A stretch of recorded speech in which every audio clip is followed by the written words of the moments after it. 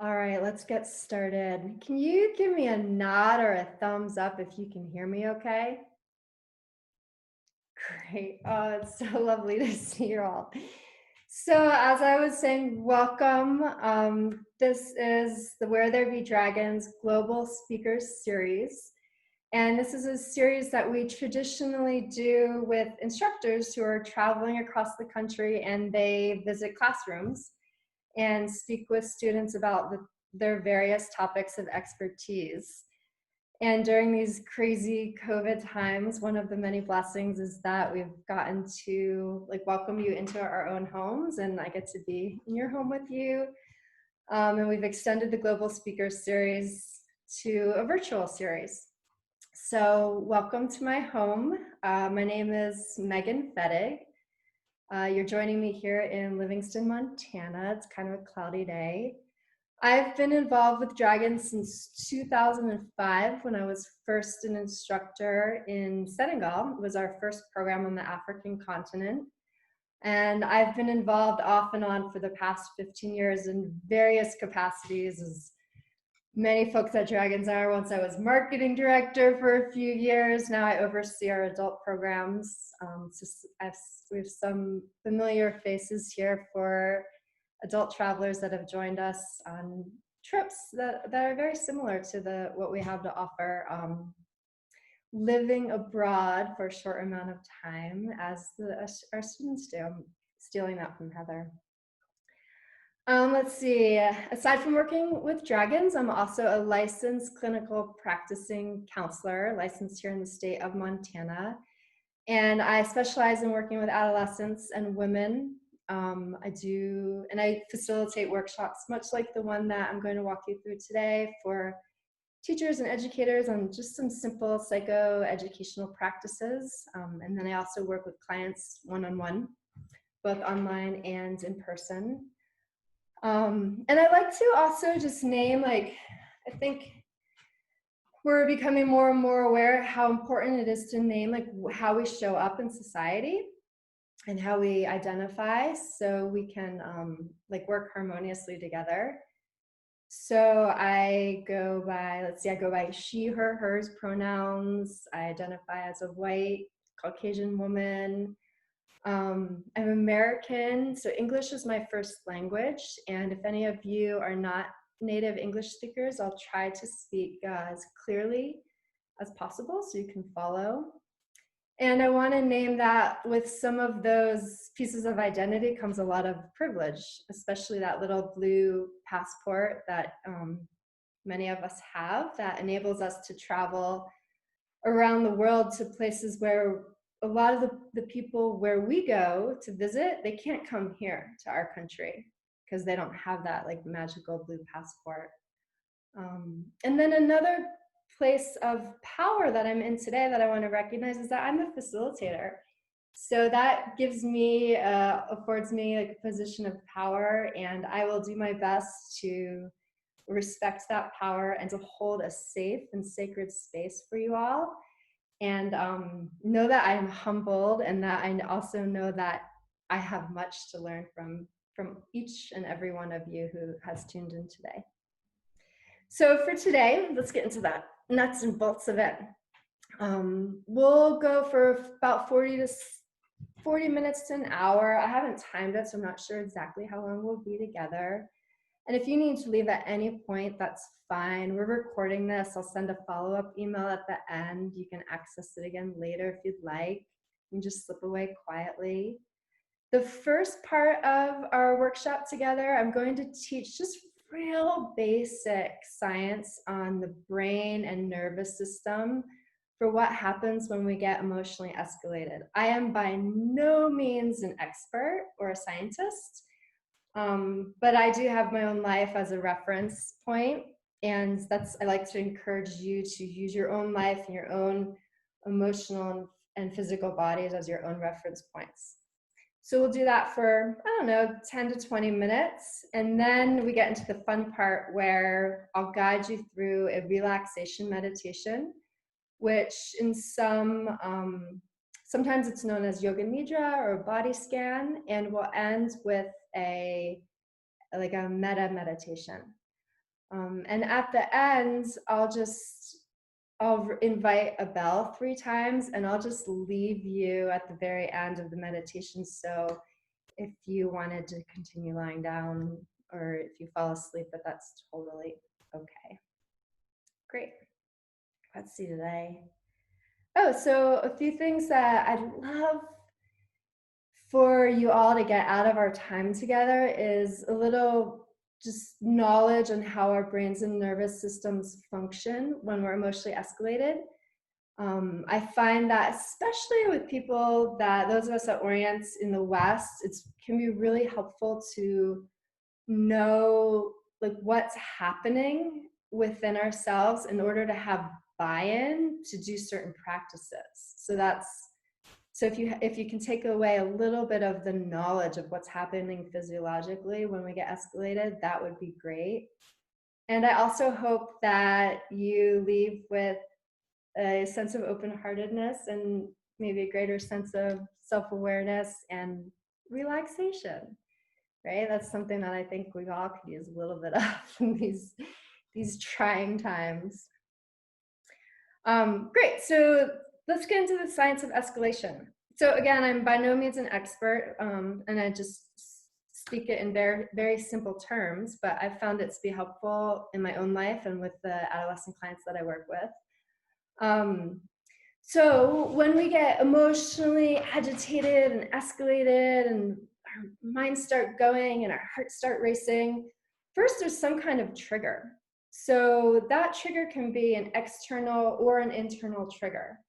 The trigger could be something as simple as your partner or your parent or your sibling or your colleague says something in a certain tone of voice. Maybe it's not even the words, right? But what, 93 or 4% of communication is nonverbal. And you hear that tone, and that tone gets you. It's in Buddhism, you call it like a klesha, like it's like a hook, right? And it gets us emotionally, it gets us mentally.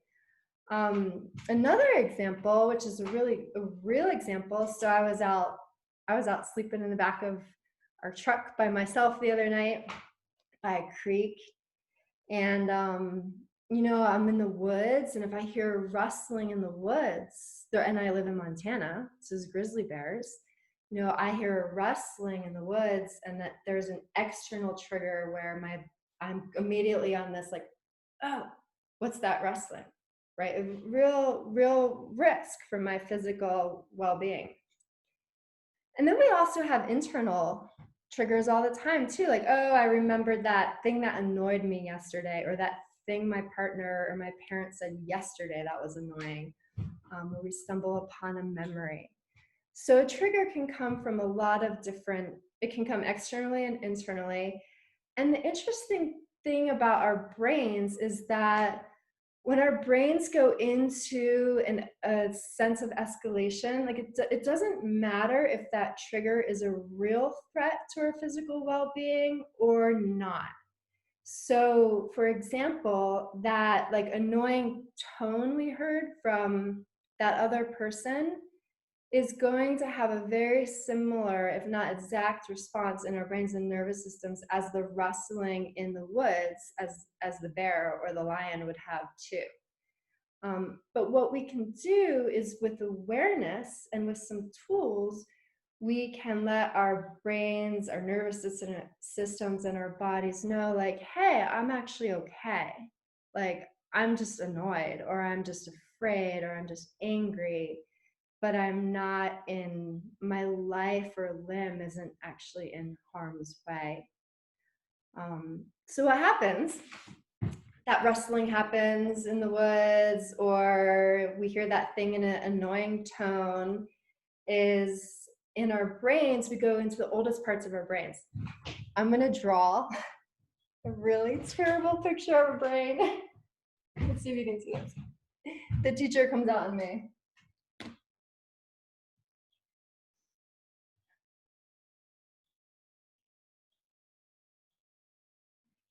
So here's our head. You all see that? Great. So here we have this part of our brain. That's at our brain cell. It's called our reptilian brain or our lizard brain.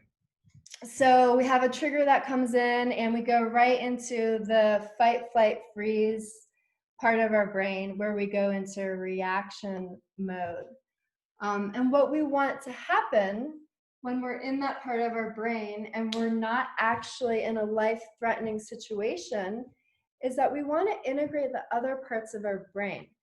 The parts of our brain that can help us discern what's actually happening, that can invite a sense of empathy for the other person. So one of the things that we can do right off the bat is just name what's happening. We can say, oh, like I feel afraid, or I feel angry, or I feel annoyed. And just by doing that, it's amazing how simple it is. We go from the lizard part of our brain, which is the oldest part of our brain, the part of our brains that we have in common with reptiles. And all of a sudden, by naming, we start to integrate and activate other parts of our brain because this part of our brain has no language functioning. So by saying, oh, I'm afraid, we're integrating the part of our and accessing the part of our brain that's in charge and responsible for language. And when we start integrating like our more executive functioning, then all of a sudden we can start to think, oh, the other person, like they're saying that in that tone, but I recognize they looked really tired this morning. Like maybe they just didn't sleep well last night, or maybe they're not feeling well. And we can start to use higher functioning parts of our brain, like our prefrontal cortex, which is in charge of forward thinking, and the parts of our brain that help us feel empathy towards another person. And the guy that I really love who talks about this really clearly, and he's got some videos online, is Dan Siegel, Sieg, I think E-L. And if you're interested in this kind of stuff, I recommend looking him up. So he says that we have this model of if this is our brain, like this is my reptilian part of our brain. This is our prefrontal cortex. Our mammalian brain is in here. And we have an external trigger come in, and all of a sudden we've flipped our lid. And it's a really cool metaphor because like we really go offline. Like if I hooked up little things to my brain, you would see that there isn't going to be much or any activity in the higher functioning parts of my brain. I'm all back here. So there's things we can do like name, I'm feeling angry, I'm feeling afraid. Another thing that we can do is we can take a deep breath. Let's all do it together.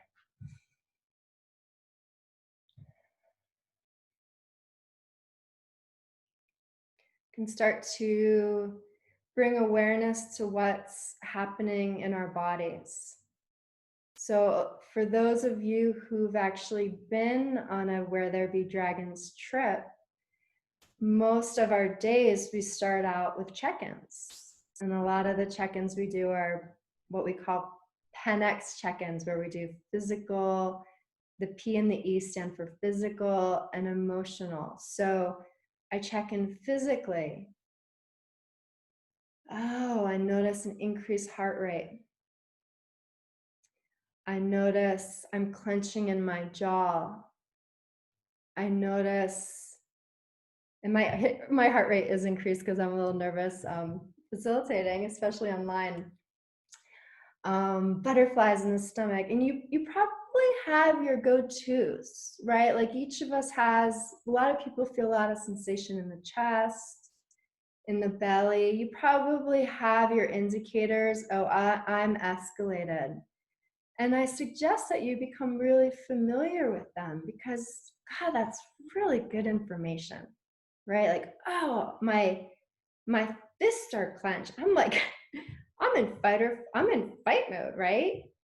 Or for me, like I notice that I go into fight, flight. I fly by collapsing in my body language. I'm like, I collapse. So when we start to bring awareness to what's happening in our body, we can apply the medicine. When I start to collapse first I have to recognize that I'm doing it. Then I can sit upright and I can sit in my seat and I can sit in my power. I can say, I'm feeling annoyed, and I can take a deep breath. So, also involved with emotional escalation are nervous systems. And just real simply, I'm going to touch upon our parasympathetic and our sympathetic nervous systems. Our sympathetic nervous systems are the nervous system that gets us ready for intense physical activity, that also oversees our fight or flight response. So when that part of our nervous system is engaged and activated, our heart rate increases. There's glucose that's released into the blood that would help us run really fast from that bear that's coming to get me from the woods. Our pupils dilate. Let's see, our adrenal glands secrete epinephrine, like intense action chemical in our body, and our digestion is inhibited. And then when our parasympathetic nervous system is activated, it's actually associated with the exhale, whereas the sympathetic is they're like, oh snap, I'm in trouble, danger. Parasympathetic, rest and digest. Our heart rates slow down, our digestion is stimulated. We often feel a sense of safety and security in our world. A lot of people would just say they feel calm, relaxed, resting. We're being fed. It's the part of our nervous system associated with feeding, like, oh, I'm safe. You know, my basic needs are being met. So I think I like to approach this, our toolbox. I always like to teach tools, right? Because what are we going to do just with information? Like, it's great to have the information because it can really fuel our practice. So now that you know this, and how the brain and our nervous systems work, you can also become aware that there's certain things we can actually do in our behaviors that can integrate our brain and activate our parasympathetic nervous system. And I really love teaching this to adolescents because, man, I mean, for all of us, like, hey, aren't we always told, like, take a deep breath? And a lot of times kids are like, why am I supposed to take a deep breath, right? Like, come on, I've been told that it doesn't work. Well, taking a deep breath into the belly engages our parasympathetic nervous system. And I wonder if people say it doesn't work, I would say, like, hey, like, try it fully, like, try it wholeheartedly, right? And then there's other things that engage our parasympathetic nervous system. There's actually opening up your peripheral vision. So let's just do that right now. So if you're looking at your computer screen, try to look just above it and pick an object.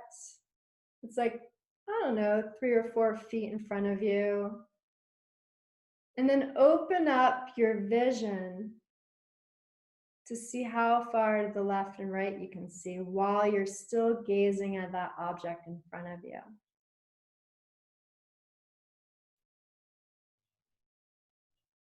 And then do the same with up and down. Notice,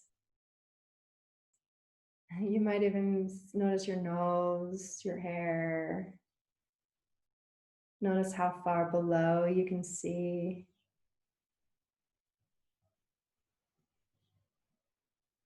So by engaging in our peripheral vision, we activate our parasympathetic nervous system, which helps us to calm down. Another one, like I had said before, is just naming what you're feeling. It's a really good one with anger. If you can do it because anger is like real fast moving emotion, isn't it? We often go right into fight or flight, right into like ready to, get the wittier comment back at whoever had that tone of voice to us. So if we can just pause, even just for 2 seconds, wow, I'm like claiming my power back and saying, wow, I'm feeling angry right now. And wow, I'm feeling it in my chest and my fists. Another really great one is forward fold. A lot of you are yogis. When you are following a yoga practice, oftentimes the yoga teacher will say, this is great for digestion. This is great for your parasympathetic nervous system. For some reason, when we fold forward and we get our head down over by our knees, helps us to relax. I don't know why that one. Another one is horse lips. Can y'all try this?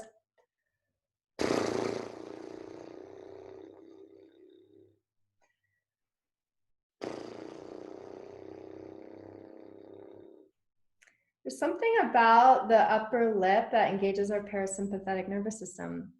So, you get angry or afraid or annoyed, you can even just go into the bathroom and do horse lips. Another kind of simple one is you could go in the bathroom and you want to get cold water on your temples. And that can be really helpful for those of us who experience severe anxiety to the point of panic attacks. So we have these kind of short, kind of quick things we can apply in the moment when we're feeling escalated. And then, of course, we want to have practices that help us kind of bring a foundation of well-being into our lives. And that's what I'm going to guide you through today. So I'd be so curious. I wish you were all here in my kitchen with me and I could hear all the things you do, because I know there's so many wise practices that you all have in order to bring well-being into your lives. Foundational practices like meditating in the morning, doing a yoga practice, drinking enough water, even just relaxing things like reading, or sometimes watching a movie that just gets our mind off of what we're thinking. And so the one that I'd like to guide you through today is a body scan. So I'm going to give you all a few minutes to get into position. If you're in a place where you can lie down, I highly recommend doing so. And if you have a couple props, it can help. So it's helpful to have a pillow. You want to lie flat on your back. And I really like to have a pillow underneath my knees, because it helps to relax our back so they can fully lie on the floor. You might like to have a pillow under your head.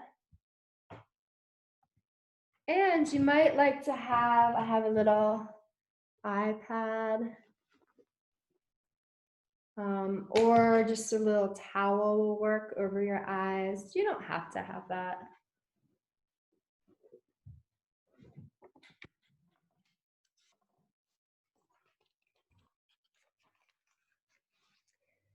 And when you're lying on the ground, try to have your back and spine as straight as possible.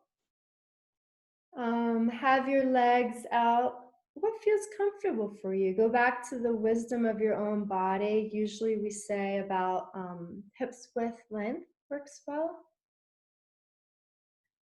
I recommend that you have your arms splayed out from your body about 1/2 foot to 1 foot's distance, and with your palms upright. Now, if you're feeling a lot of anxiety today, or fear or nervousness, you might want to actually put a hand on your chest and your belly. because that can have a real calming effect for people. And all you need to do is listen to the sounds of my voice and my prompts. We'll begin with Yoga Nidra, and the practice, you might be surprised, I was at first, it moves quite quickly. So I will prompt you to use what I call the torchlight or the flashlight of your awareness to shine that light on very specific parts of your body. And we will move through those specific parts of your body quite quickly. And we'll both begin and end with 3 sounds of my little bells from Kathmandu.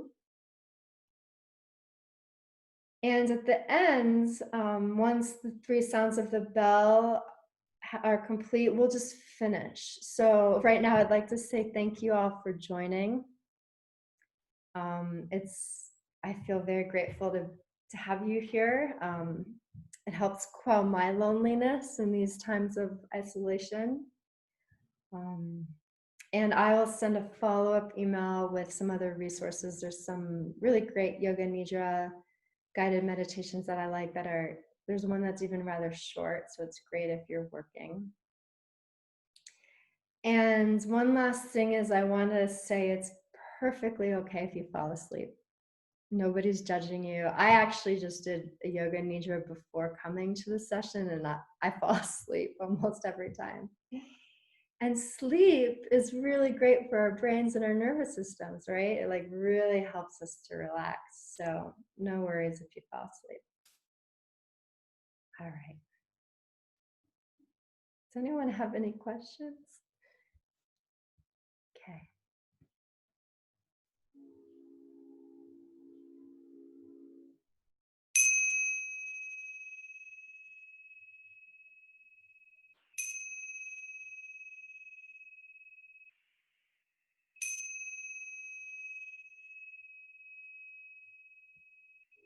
Great.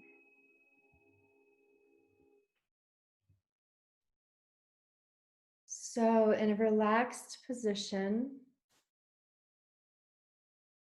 if you can, lying on the ground. If you can't, just follow the prompts. They won't all apply to you, but if you're a little bit flexible, you'll be just fine.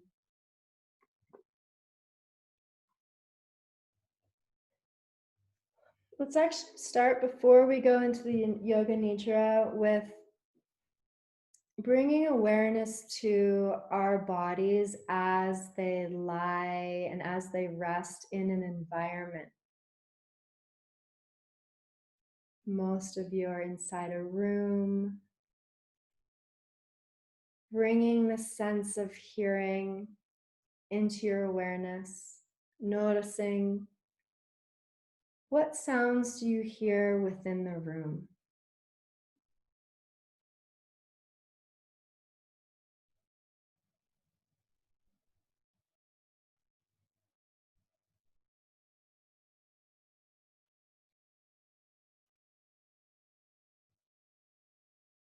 And then widening your attention and noticing what sounds do you hear outside the room.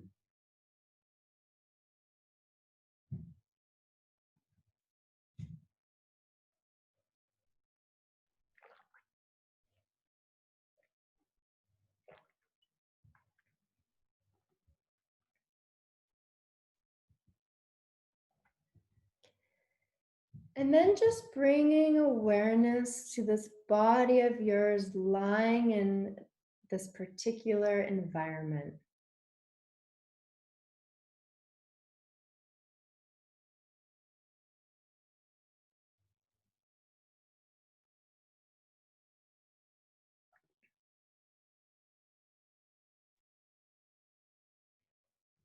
And checking inward into your body, the P and the E of the Penix check-in.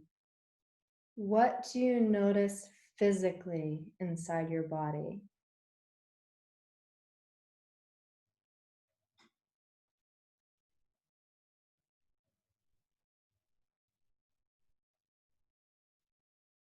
What do you notice emotionally? What are you feeling today? The afternoon, the evening. So often we move through our day and there might be a backdrop of emotion that we now have a safe space to turn towards. And I want you all to know that all of you is welcome here. All of your body, all of your feelings and emotions. And as I'm sitting, holding this space for you, it's my intention that the space is safe and inclusive. All of you is welcome.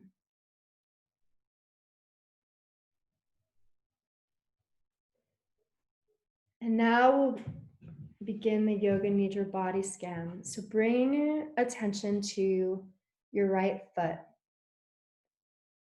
The toes on your right foot, your big toe, the rest of your toes, the bottom of your right foot, the top of the right foot, the right ankle, the right calf, the right knee, the right thigh, the right hip,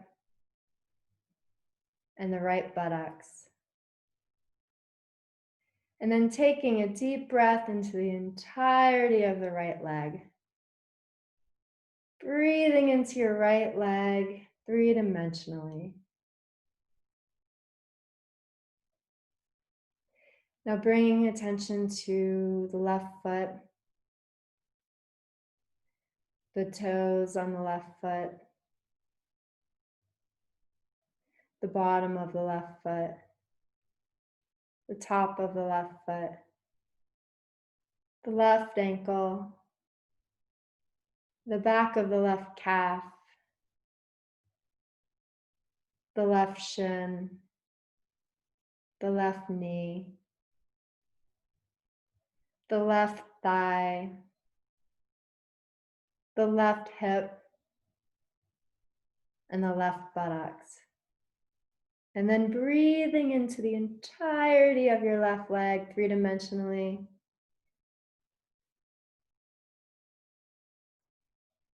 And on the exhale, allowing your left leg to fall heavy, letting go.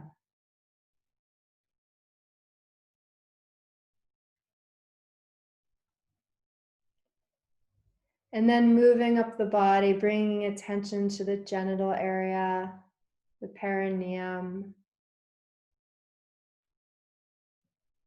the lower abdomen, that lower soft belly,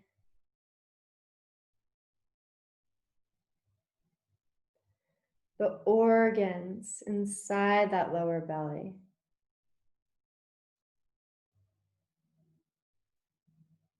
The lower back, the lower rib cage,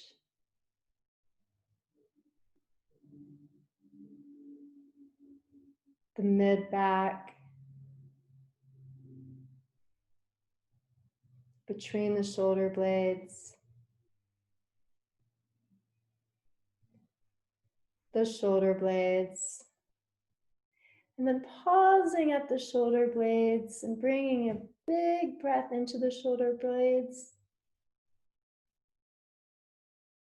And allowing on the exhale, your shoulder blades to fall heavy down, down, down into the earth.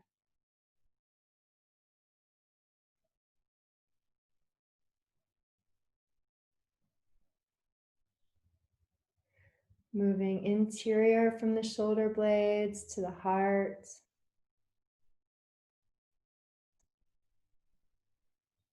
The heart center on top of the chest.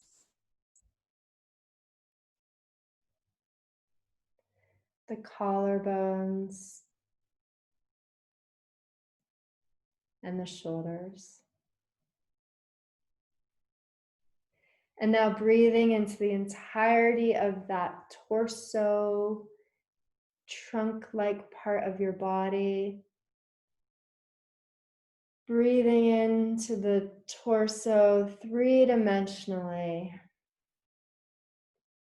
And then exhaling completely. On the exhale, allowing the trunk of your body to fall down, held by our Mother Earth. And then bringing the torchlight of our awareness into the right shoulder, the right upper arm, the right elbow, the right lower arm, the right wrist, the back of the right hand, the palm of the right hand, the right thumb, pointer finger, middle finger, ring finger, right pinky, and then breathing into the entirety of the right arm. On the exhale, just gently allowing any holding just to let go. Let it go.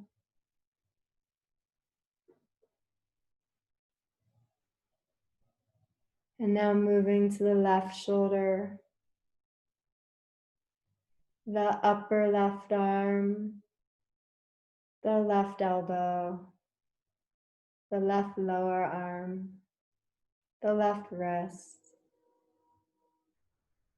the back of the left hand, palm of the left hand, left thumb, left pointer, left middle finger, left ring finger, left pinky. Breathing into the entirety of the left arm. And on the exhale, let it go. Even just a little bit of holding. Just see if that holding can go down, down, down, dropping down into the earth. And then moving up to the base of the throat,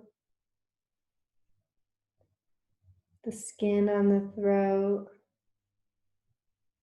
the interior of the throat, the back of the neck. Moving the torchlight of our awareness up to the jaw, the chin, the mouth, feeling the lips, top lip as it meets bottom lip, the interior of the mouth, the tongue, the cheeks, the exterior of the cheeks, the nose, the bridge of the nose, moving up towards the center of the eyes, and the eyes together. And pausing at the eyes and allowing your eyes to just fall back into the back of the sockets.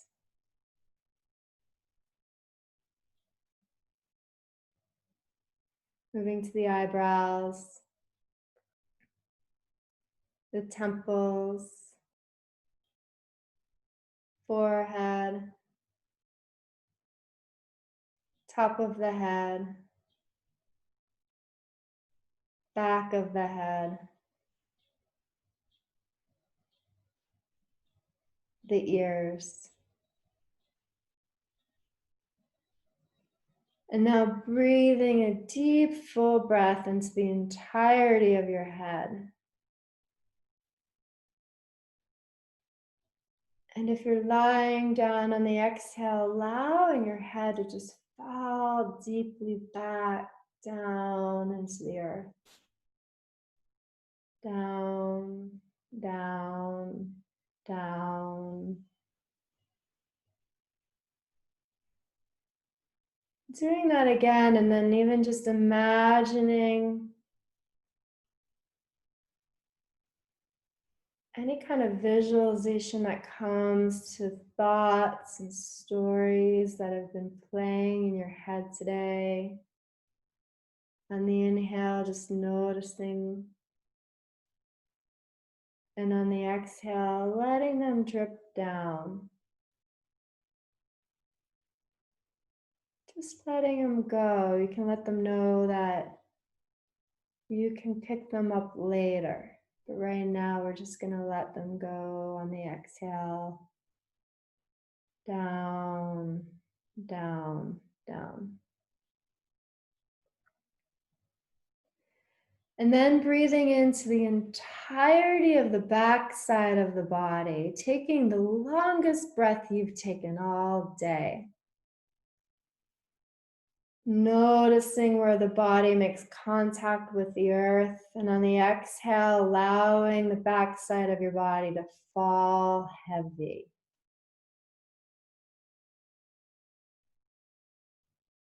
Just doing that a couple of times on your own, breathing three-dimensionally into the entirety of the body, and on the exhale, falling down, down into the earth, holding you.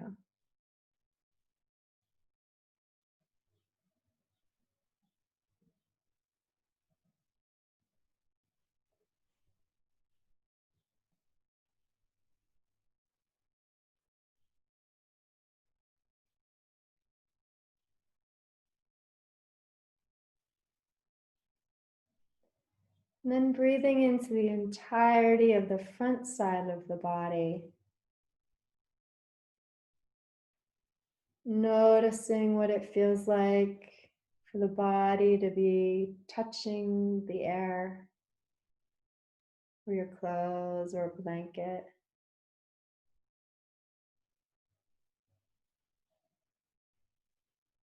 Breathing in three-dimensionally. Often the front side of the body is associated with light. And then on the exhale, allowing it to fall into the back side of the body associated with the darkness of the earth.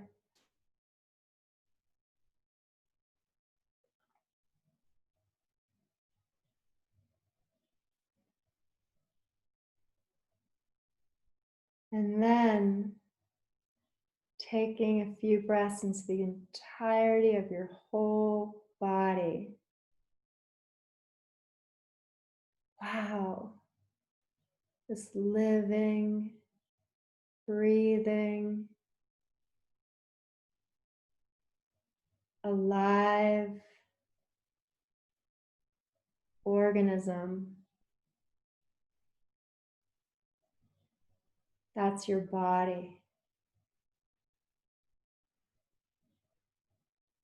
Feeling your body taking up space, inhabiting your body through your breath. And on the exhale, doing nothing. Just let go.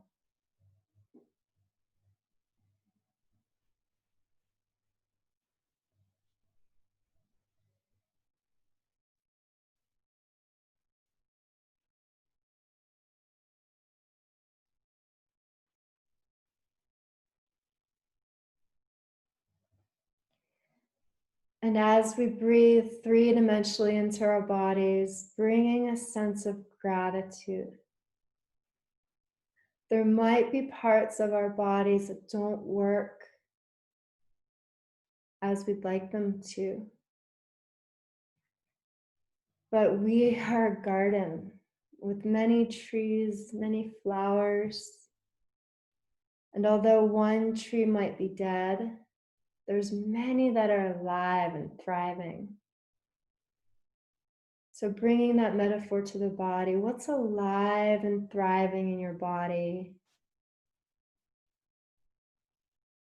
And go to that place where you feel grateful and say, thank you. Breathe into my heart. Thank you, heart, for beating. I don't have to do anything for our hearts to beat. They just go beating.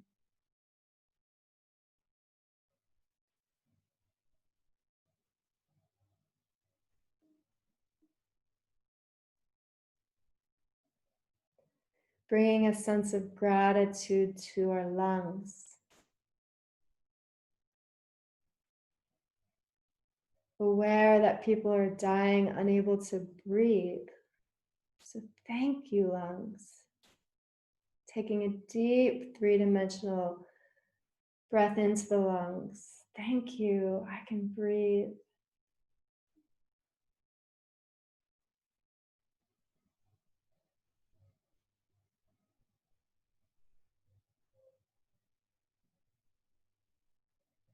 Bringing gratitude into the feet.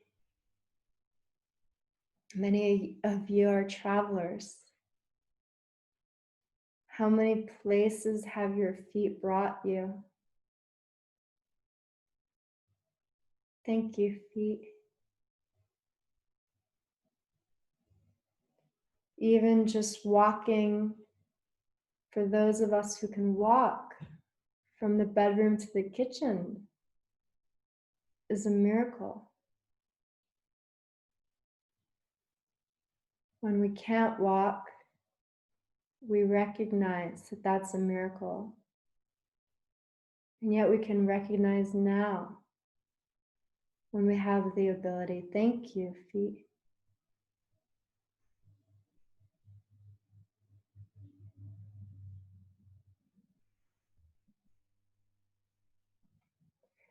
And now moving from our body scan into a practice called Metta.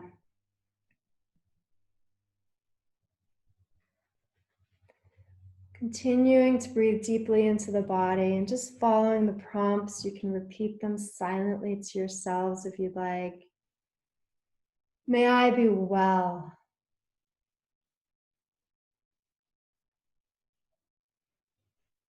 May I be protected and safe. May I be healthy and happy.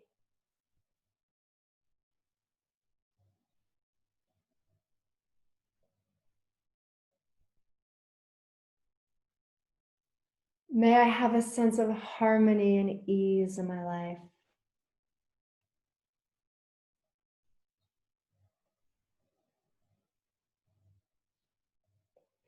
And then extending these well wishes out to include all the people and beings in your household or your immediate circle of acquaintances. May you be well.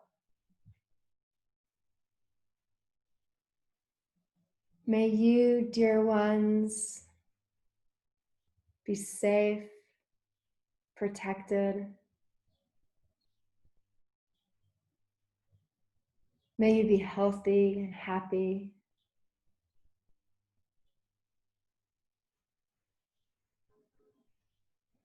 May you know harmony and abundance in your lives.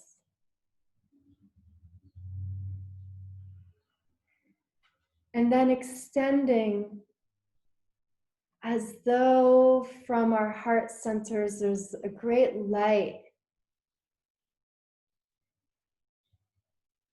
shining outward to include our neighborhood, or if you're in a rural area, the people who live closest to you.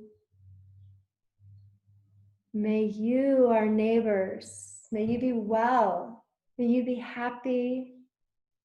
and healthy. May you be safe and protected.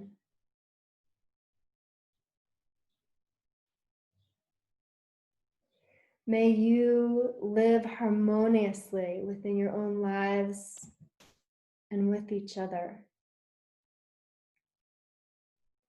And then extending even further to our town. Imagining this light of our blessing and well-wishing growing, enveloping our town, enveloping our state.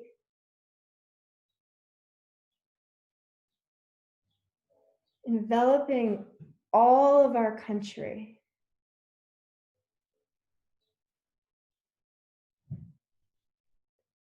May you be well. May everyone in this country be healthy and happy. May you feel safe and protected. May you have access to the resources you need.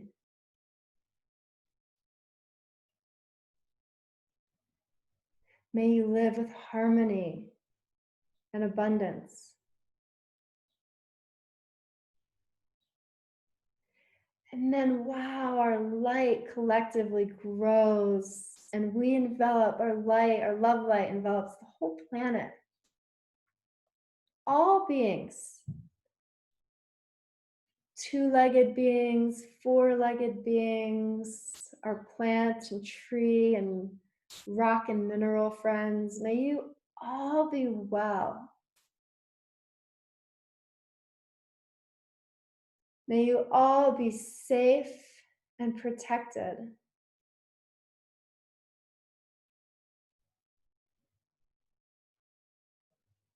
May you all be healthy and happy.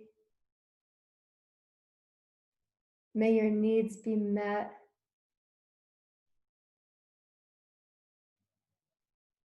May you be respected and respect one another.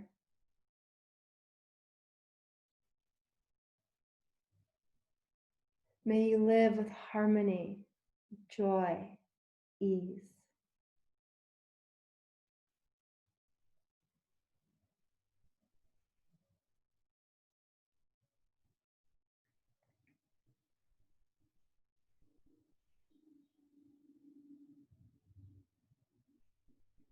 And then in our last few minutes, just coming back to your own body. Your body as it's inhabiting this very environment right now.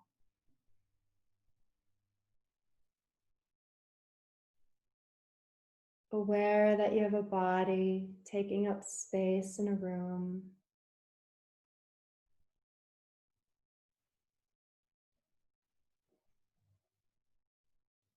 Checking in with the P and the E. How is this body physically?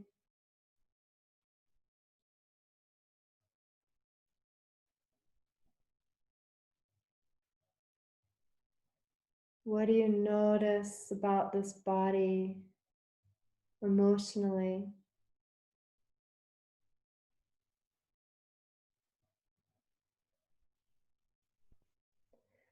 Recognizing that you are your best teacher and guide.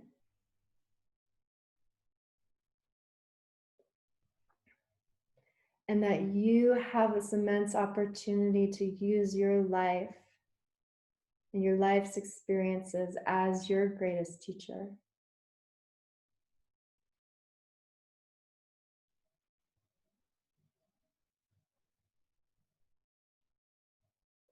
And then ending with bringing attention to the sounds both within and outside of the room.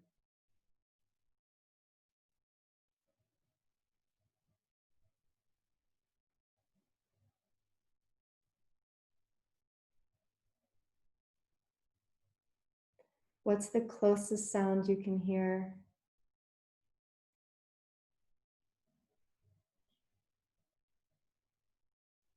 the furthest sound you can hear.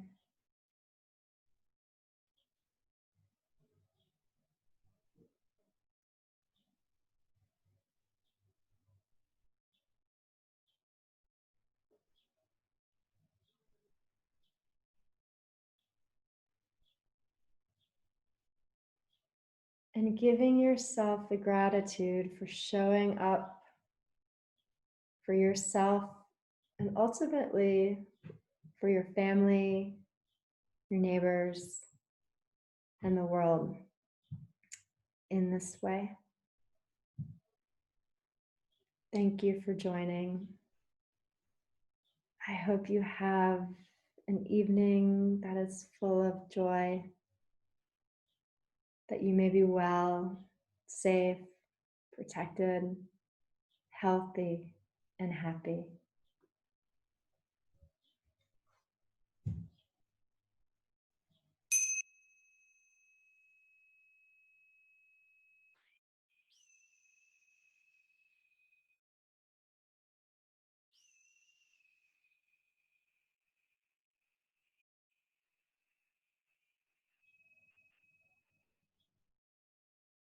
So lovely seeing you, my dears. Namaste.